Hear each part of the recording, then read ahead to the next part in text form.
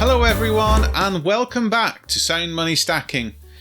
So you've heard silver is going up in price and you want to get in on the action.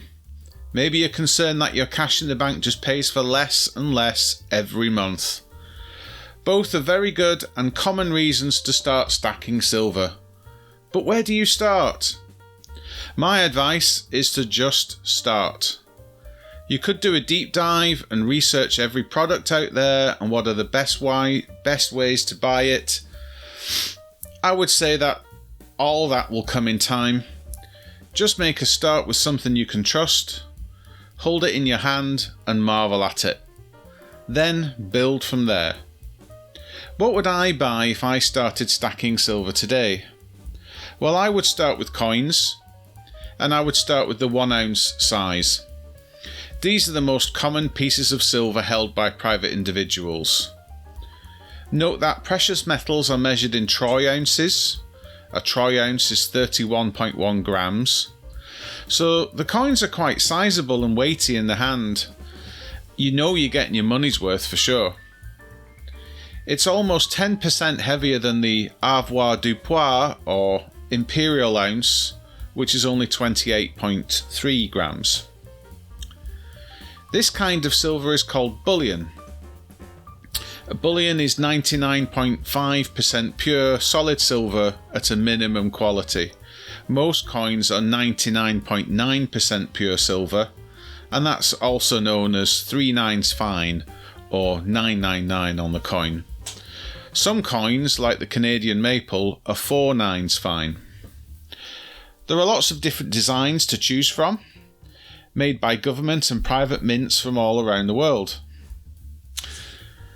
Many of the government mints make legal tender coins. They usually have a denomination on them. These are true coins. Here are the best known government silver coins, and I'll show them to you. The Royal Mint Britannia, and that says £2 on the front, and we have the monarch's head there, Charles. The American Silver Eagle, which is a $1 coin with its classic design of the walking liberty and the eagle on the back.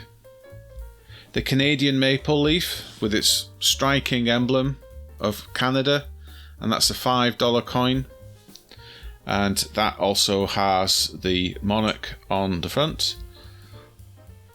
The South African Krugerrand, that is a coin, but it displays no denomination, and that's a classic too, a very beautiful coin.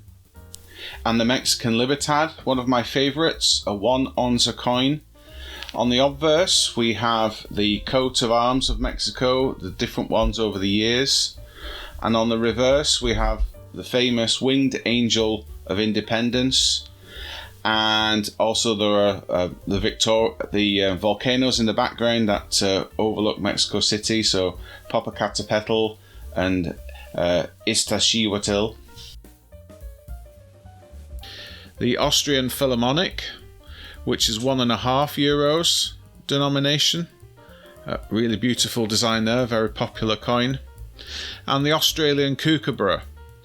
As an example of one of the Australian government coins, that's a $1 coin, and I have to say the Kookaburra series is one of my favourites because the Kookaburra design changes each year and it's really beautiful.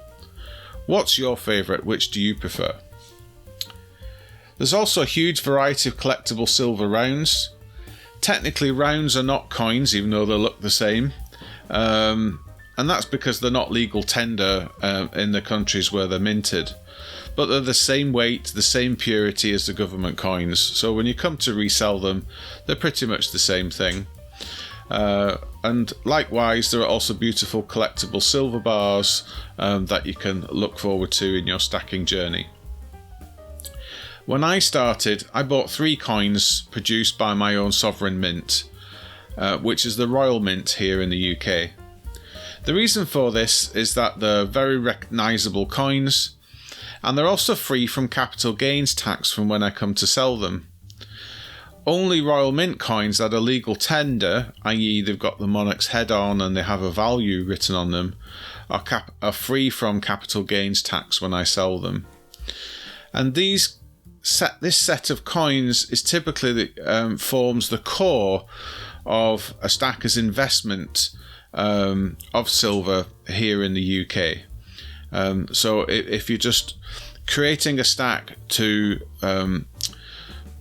store your wealth, which you will want to sell on for cash at some point later in life, then it's good for most of that to be free from capital gains tax. And it's good to separate the idea of your capital gains tax free investments from the collection of beautiful silver coins, bars and art pieces in your thinking. And collecting is great fun and very motivating, but it's perhaps good to keep the two separate, because one of them will be taxed when you sell. So where would I buy from today if I started stacking? Well, I'm based in the UK, but the kind of process I'm going to describe now is relevant to wherever you are in the world. You just need to substitute it for your own government mints and your own local bullion dealers. So in the UK, many new stackers buy for the first time from the Royal Mint. That way you can be certain that your first coins are the genuine article. I personally would not recommend them, and I've never bought from the Royal Mint because they charge a much higher price than what you can get for the very same genuine article from a long-standing, trustworthy bullion dealer. The Royal Mint also seem to have supply shortages more often than not, especially when demand is high. And demand is high at the moment. Price and availability are your main criteria when stacking. I bought my first silver from the bullion dealer Chards. I found them to offer a better price than all the other well-known UK bullion dealers and websites that I found at the time. I searched the Chards website for in-stock capital gains tax-free silver, filtered the search for 1 ounce sized coins, and then picked out my favourites, which were then posted to me. And here are the 3 coins that I bought. I got myself a 2025 Britannia, a 2025 St George and the Dragon, and a 2024 St George and the Dragon. So all these 3 coins are free from capital gains tax. And yes, you got that right. I only started stacking in 2025, at least the stacking of physical silver in my possession. Only a few mints put their coins in acrylic capsules. The Royal Mint does not, so I added them to my order, and Chards kindly put the coins in without me asking them to. The capsules are really good because they keep the fingerprints off your coins, which become very unsightly with time. And it greatly slows down the tarnishing process of your coins. So you're going to keep your coins looking shiny and mint-like for far longer. So what about today? What do we find on the market today? Well, I've looked at the prices of the newly released 2026 Silver Britannia as a benchmark. I know they're on the market because I've already acquired one. The Royal Mint is charging £48.08 for one at the moment that I looked at all of these sites, which is £57.70 with VAT. The silver price is £39.50 at the moment, the spot price of the silver within the coin. Now, you should note that you will be charged sales tax, VAT, on new silver bullion in the United Kingdom, even if it is legal tender. I personally think that silver bullion should be exempt from sales tax as it is money, all of it. And why legal tender silver bullion, such as that from the Royal Mint, is taxed is unfathomable. It just does not make sense. We don't get taxed for getting banknotes out. The final price that you pay will be the value of the silver, which is the spot price, which is what you see quoted everywhere, plus the premium. And the premium is the cost to produce the product, the coin, the bar, whatever it is you're buying, the cost to market it and everybody's take along the way, and the cost to sell the coin, plus the sales tax, VAT. The spot price changes every minute, and almost all dealers have live pricing. And then also the premiums will vary between coins based on their mintage. Some coins are mass produced, some have low production runs, so a low run will have higher costs, and so it will have a higher premium. And then also collectability. Low mintage coins are more collectible, more beautiful, detailed coins are more collectible. Looking for better deals for a 2026 Britannia on this day of filming, I found that Chards were only charging £51.55, including tax, which is almost 12% cheaper than the Royal Mint for the very same thing, for the very same Royal Mint coin. And that's what I'd found every time I've gone and purchased bullion from Chards. They've always beaten everybody else. So I've looked at other dealers. Atkinson's, a very well respected and popular dealer, their price is similar to that of the Royal Mint at £57.77, actually slightly more expensive. And then Bullion by Post, which is the site you will see most commonly come up first on Google. They pay a lot for advertising. Their price is an eye-watering £63.24, so almost £12 more expensive than Chards, although that price does include postage. And the Bullion by Post option is the only one that has stock on this day, and probably the reason they have stock is because they've slapped on an additional premium, taken advantage of the current interest in trying to get that coin. Now, I've got no affiliation with Chards or any of these companies, but I've done a lot of business with them and I've been very well looked after each time. I'm very pleased with them.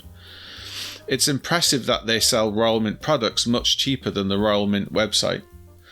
There are several well-respected bullion dealers in the UK, and it really pays to shop around for good deals. And if you prefer to buy from a local dealer, you can go and see them in person, and if you can travel to somebody nearby. I've put links to the websites of dealers that the community recommends in the description for this video. There will be times when popular coins go out of stock due to high demand, so please be patient and shop around. And don't be afraid to buy second-hand silver from a trusted dealer, so long as it's in excellent condition. There will be no VAT charged on it, so you may get a better deal than a brand new coin. And most of us stackers do indeed buy second-hand silver almost all the time. So, in summary, 3 tips to follow are, when starting, are buy at the cheapest price per ounce of silver. That's what matters. The cost of silver once it's arrived to you, everything included, tax, premiums, postage, the works. Buy from a highly respected source with a reputation to protect. These dealers are not going to mess you around with fake coins or delayed shipping or all these kinds of things that might happen with online purchases. They really will want to look after you.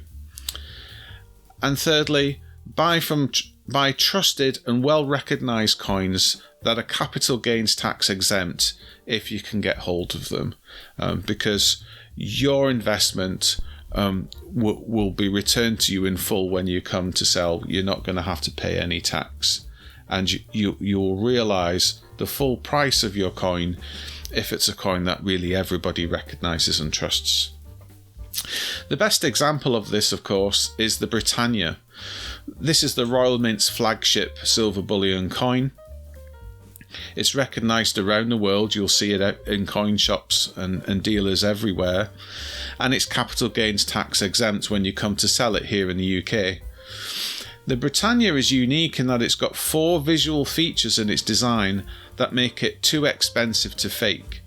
Modern Britannias just don't get faked. It's just not worth it for those big Chinese factories that make fake coins.